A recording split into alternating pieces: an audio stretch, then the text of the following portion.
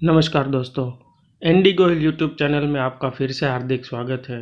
तो दोस्तों, आज हम कक्षा 6 सत्र 1 इकाई 8 राजा का हिस्सा जिसके अभ्यास एवं स्वाध्याय के प्रश्नोत्तरों के बारे में जानकारी प्राप्त करेंगे और उनके जवाबों को भी देखेंगे। तो दोस्तों, अगर अभी तक आपने इस चैनल को सब्सक्राइब नहीं किया है तो तुरंत इस चैनल को सब्सक्राइब कीजिए, वीडियो को ज़्यादा से ज़्यादा शेयर कीजिए, लाइक कीजिए और कमेंट करना तो बिल्कुल ही ना भूलें।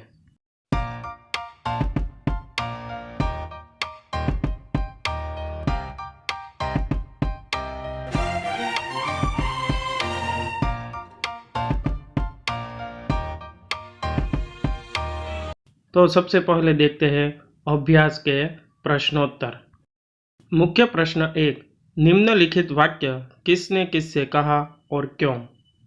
पहला वाक्य है, भले आदमी तुम यह क्या अत्याचार कर रहे हो, भला कहीं स्त्री को भी हल से जोता जाता है। उत्तर, यह वाक्य राजा भोज ने किसान से कहा क्योंकि उसके हल में एक ही बैल था, दूसरे बैल की जगह उसकी स्त्री हल खींच रही थी। दूसरा वाक्य, जो कहना है मेरे साथ चलते चलते कहो, मेरा काम क्यों रोक रहे हो। उत्तर, यह वाक्य किसान ने राजा भोज से कहा, वह हल चलाना रोककर राजा से बात करना नहीं चाहता था। तीसरा वाक्य, भले आदमी, इस प्रकार तो तुम्हारी पत्नी थक जाएगी और थकावट की वजह से कोई दूसरा कार्य भी नहीं कर सकेगी। उत्तर, यह वाक्य राजा भोज ने किसान से कहा क्योंकि उन्हें किसान की पत्नी पर दया आ गई जो हल में एक बैल के साथ जुती हुई थी। चौथा वाक्य, ये मोती तुम्हारे खेत में उगे हैं, इन पर तुम्हारा हक है। उत्तर, यह वाक्य राजा भोज ने किसान से कहा क्योंकि किसान के खेत में पैदा हुए मोतियों का स्वीकार करना उन्होंने उचित नहीं समझा। पांचवा वाक्य, नहीं महाराज, आप इन्हें राजकोष में जमा कर लें और गरीबों की भलाई के लिए काम में लें। उत्तर, यह वाक्य किसान ने राजा भोज से कहा क्योंकि मोती राजा के परिश्रम से ही उसके खेत में उगे थे, इसलिए उन मोतियों पर किसान का हक नहीं था। मुख्य प्रश्न 2, पढ़िए और चर्चा कीजिए। तो दोस्तों, यहाँ पर हमें कुछ वाक्य दिए गए हैं जिनमें ऐसे शब्दों का प्रयोग किया गया है जिनमें संयुक्ताक्षर है। जैसे कि पहला वाक्य है, लड़के विद्यालय में पढ़ते हैं, तो उसमें संयुक्ताक्षर है द वत्ता य बराबर द्य। दूसरा वाक्य है, भिखारी द्वार पर खड़ा था। तीसरा है, यहाँ शुद्ध घी मिलता है। चौथा वाक्य है, अशोक चक्र हमारा राष्ट्रीय चिन्ह है। पांचवा वाक्य, एक ब्राह्मण पूजा कर रहा था। छठा वाक्य, बनवीर का उद्देश्य राजगादी पाने का था। तो दोस्तों, यहाँ पर हम देख सकते हैं कि सभी वाक्यों में किसी न किसी रूप में संयुक्ताक्षर का प्रयोग किया गया है। जैसे पहले वाक्य में विद्यालय में द्य, दूसरे वाक्य में द्वार शब्द में द्व जो कि द और व से बनता है, तीसरे वाक्य में शुद्ध, चौथे में चिन्ह, ब्राह्मण और अंत में उद्देश्य। तो हम कह सकते हैं कि जब कोई आधा वर्ण एक वर्ण के साथ मिलता है तो उसे संयुक्ताक्षर कहते हैं, जो कि हमें सभी वाक्यों के शब्दों में दिखाई देते हैं। मुख्य प्रश्न 3, निम्नलिखित प्रश्नों के उत्तर दीजिए। तो पहला प्रश्न है, किसान खेती के लिए किन किन साधनों का उपयोग करता है, चर्चा कीजिए। उत्तर, किसान खेती के लिए हल, बैल, ट्रैक्टर, कुदाल, फावड़ा, हांसिया आदि साधनों का उपयोग करता है। दूसरा सवाल है, किसान खेती करके कौन कौन सी फसलें पैदा करता है। उत्तर, किसान खेती करके रबी और खरीफ की फसलें पैदा करता है। रबी की फसल में गेहूँ, जौ, चना, सरसों आदि का उत्पादन होता है।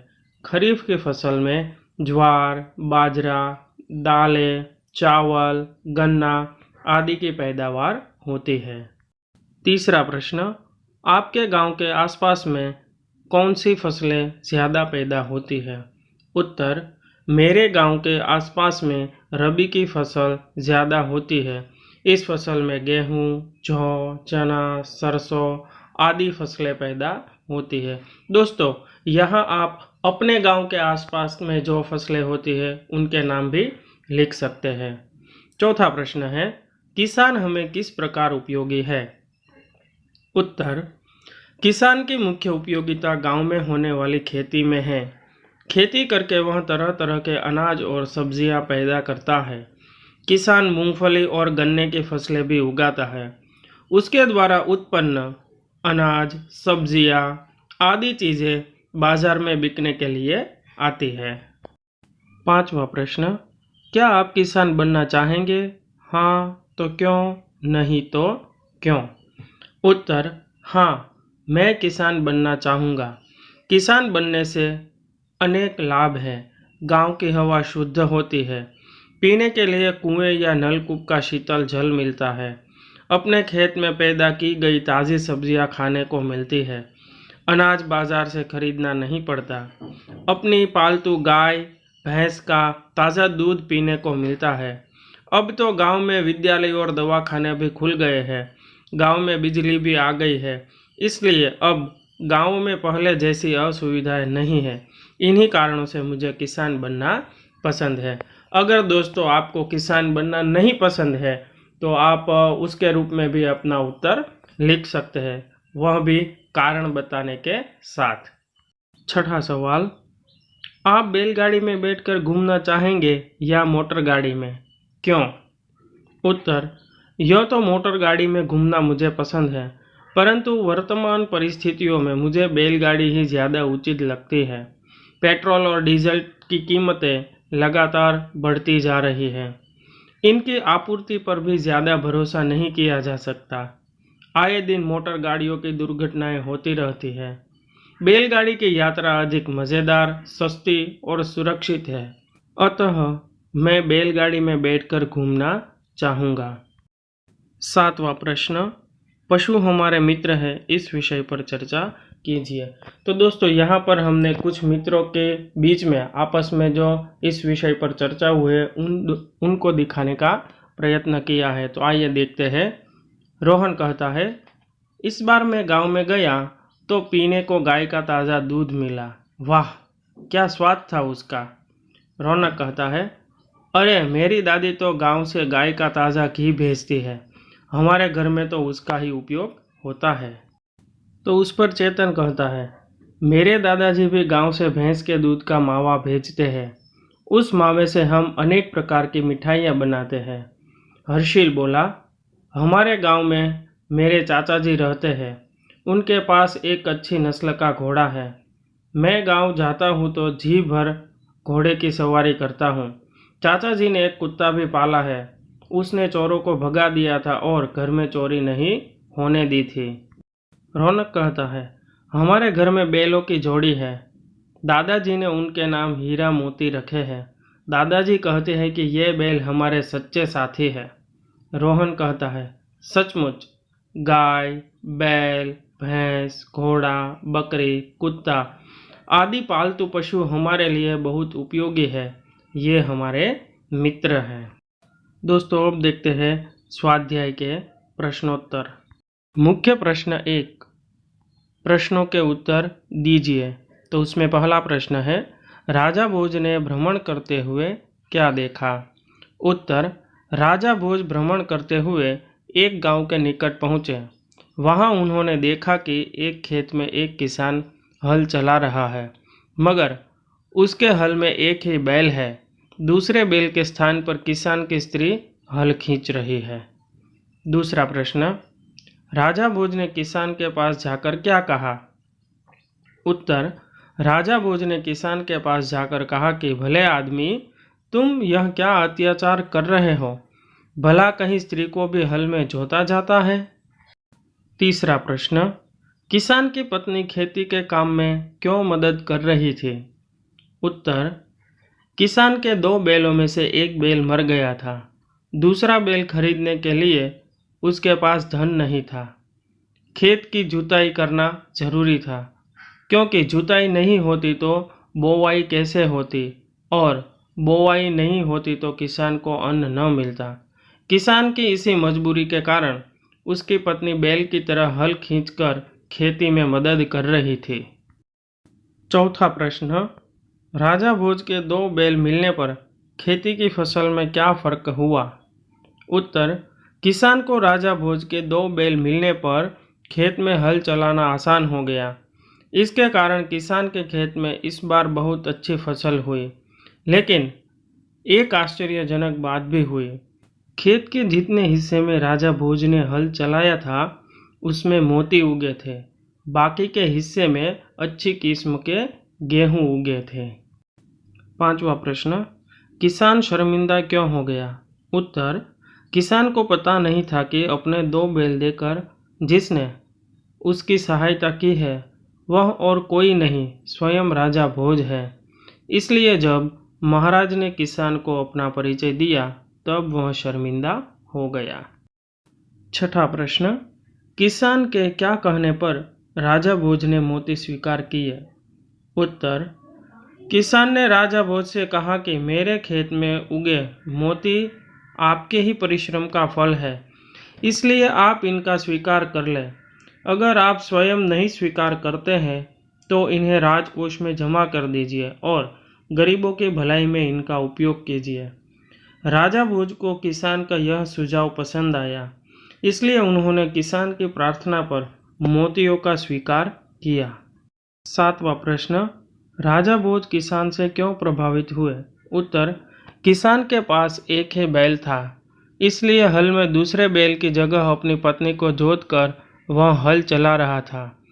राजा भोज चाहते थे कि किसान थोड़ी देर के लिए हल चलाना बंद कर उनकी बात सुने। तब किसान ने कहा कि उनकी बात सुनने के लिए वह अपना काम नहीं रोक सकता। यदि वह कुछ कहना चाहते हैं तो उसके साथ चलते चलते कहें। मुख्य प्रश्न 2, राजा भोज के बारे में 5-6 वाक्य लिखिए। उत्तर, राजा भोज धारा नगरी के राजा थे। वह विद्या प्रेमी थे। विद्वानों और गुणीजनों का वे सम्मान करते थे। वह बड़े प्रजावत्सल थे। प्रजा की कठिनाइयों को जानने के लिए वे अपने राज्य में घूमते रहते थे और उन्हें दूर करने का प्रयत्न करते थे। उनकी प्रजा भी उनका बहुत सम्मान करती थी। राजा भोज के बारे में अनेक कथाएं प्रचलित हैं। मुख्य प्रश्न 3, सही जोड़ मिलाइए। तो दोस्तों यहाँ पर हमें मुहावरे और उनके सामने अर्थ दिए गए हैं जिन्हें हमें सही जोड़े के रूप में प्रस्तुत करना है। तो आइए उत्तर देखते हैं। पहला मुहावरा है आँख खुलना, तो उसका अर्थ होता है सही बात का ज्ञान होना। दूसरा है आँख लगना, अर्थ है एकदम से सो जाना। तीसरा है आँख चुराना, उसका उत्तर है सही बात से टल जाना। चौथा है आँख दिखाना, तो उसका उत्तर होता है क्रोध करना। पांचवा होता है आँखों का तारा होना, तो उसका अर्थ है बहुत प्रिय होना। और छठा है आँखों में चमक आना, तो उसका अर्थ होता है प्रसन्न होना। मुख्य प्रश्न 4, उपर्युक्त मुहावरों का वाक्य में प्रयोग कीजिए। अर्थात प्रश्न नंबर 3 में दिए गए मुहावरों का वाक्य में प्रयोग कीजिए। जिसमें पहला मुहावरा है आँख खुलना, तो उसका वाक्य में प्रयोग होता है परीक्षा में कम गुण आने पर मेरी आंखें खुल गई। दूसरा है आँख लगना, वाक्य प्रयोग कुर्सी में बैठे बैठे ही मेरी आँख लग गई। तीसरा आँख चुराना, वाक्य प्रयोग गलत काम करने वाले सबसे आंखें चुराने लगते हैं। चौथा है आँख दिखाना, वाक्य प्रयोग पिताजी मुझे आंखें दिखाने लगे। पांचवा है आँखों का तारा होना, वाक्य प्रयोग मैं अपनी माँ की आँखों का तारा हूँ। छठा आँखों में चमक आना, वाक्य प्रयोग मनपसंद खाना देखकर रोहन की आँखों में चमक आ गई। मुख्य प्रश्न 5, निम्नलिखित शब्द विशेषण हैं, उन शब्दों का वाक्य प्रयोग कीजिए। तो आइए देखते हैं। सबसे पहला है एक, तो वाक्य देखते हैं किसान के पास एक बैल था। दूसरा है प्रजावत्सल, वाक्य है राजा भोज प्रजावत्सल राजा थे। तीसरा है बड़ा, तो वाक्य देखते हैं रोहन का घर सोहन के घर से बड़ा है। उसके बाद है होनहार, सचमुच तुम होनहार लड़के हो। उसके बाद है मीठा शब्द, यह आम बहुत मीठा है। अंत में है मेहनती, वाक्य है मेहनती लोग ही सफलता प्राप्त कर सकते हैं। मुख्य प्रश्न 6, नीचे दिए गए चित्र का वर्णन कीजिए और लिखिए। तो दोस्तों यहाँ पर हमें जो चित्र दिया गया है उसको ध्यान से देखकर उसका लिखित रूप में वर्णन करने की हम कोशिश करते हैं। तो उत्तर कुछ इस प्रकार का हो सकता है। इस चित्र में एक समृद्ध गांव का दृश्य है। गांव में कुछ पक्के मकान और कुछ साधारण घर हैं। गांव में एक मंदिर है, उसके शिखर पर ध्वजा फहर रही है। गांव के बाहर एक पक्का कुआं है, कुएं से कुछ दूर एक बैल खड़ा है। गांव में जाने का रास्ता साफ सुथरा है। एक लड़का और लड़की गांव में जा रहे हैं। चित्र में एक और गांव से लगे हुए खेत है। एक खेत में तैयार फसल दिखाई दे रही है, पौधों पर बालियां हैं। खेत में बैठे हुए व्यक्ति के हाथ में हंसिया है। दूसरे खेत में धान के पौधे हैं। खेतों के आसपास पेड़ लगे हुए हैं। इस प्रकार चित्र में दिखाया गया गांव सचमुच सुंदर है। मुख्य प्रश्न 7 अ, निम्नलिखित परिच्छेद का मातृभाषा में अनुवाद कीजिए। तो परिच्छेद कुछ इस प्रकार है। राजा भोज ने रथ को रोका और किसान के पास जाकर कहा, भले आदमी, तुम यह क्या अत्याचार कर रहे हो? भला कहीं स्त्री को भी हल में जोता जाता है? तो उसका मातृभाषा में अर्थात गुजराती में अनुवाद इस प्रकार होगा। राजा भोजे रथ रोક્યો અને ખેડૂતની પાસે જઈને કહ્યું, ભલા માણસ, તું આ કેવો અત્યાચાર કરી રહ્યો છે? અરે, ક્યાંય સ્ત્રીને શું હળમાં જોતરાતી હશે? मुख्य प्रश्न 7 ब, बक्से में जो शब्द कार्ड हैं उनको शब्दकोश के क्रम में लिखिए। तो दोस्तों यहाँ पर हमें बक्से में शब्द कार्ड दिए गए, उनमें जो शब्द लिखे हैं उनको हमें शब्दकोश के सही क्रम में लिखना है। तो आइए देखते हैं उन शब्दों को कैसे सही क्रम में रखा जाता है। तो शब्दकोश का सही क्रम कुछ इस प्रकार होगा। सबसे पहले किसान, उसके बाद खेत, प्रजा, प्रसन्न, फसल, बैल, राजा और अंत में स्त्री शब्द आएगा।